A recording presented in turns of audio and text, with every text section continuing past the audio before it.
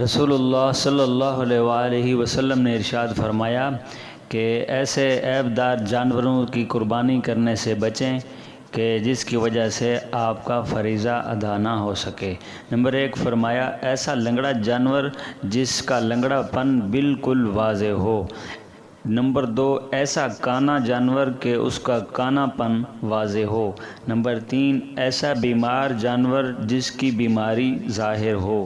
Number 4 ایسا لاغر اور کمزور جانور جس کی ہڈیوں میں گودا بالکل نہ ہو۔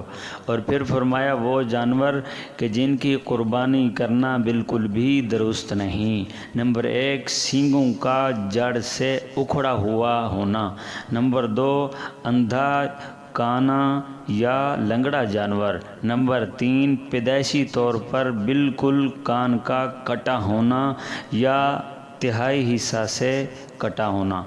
نمبر 4 زیادہ کان یا دم کا کٹا ہونا۔ نمبر 5 ایسی بیماری یا کمزوری کہ جانور قربانی کی جگہ تک چل کر بھی نہ جا سکے۔ نمبر 6 دانتوں کا بالکل نہ ہونا یا اتنے کم کہ جانور گھاس بھی نہ کھا سکے۔ نمبر 7 اس حد تک پاگل پن کا ہونا کہ جانور چارہ وغیرہ بھی نہ چر سکے۔ ان عیوب کا خیال رکھنا انتہائی ضروری ہے، وگرنہ قربانی نہیں ہوگی۔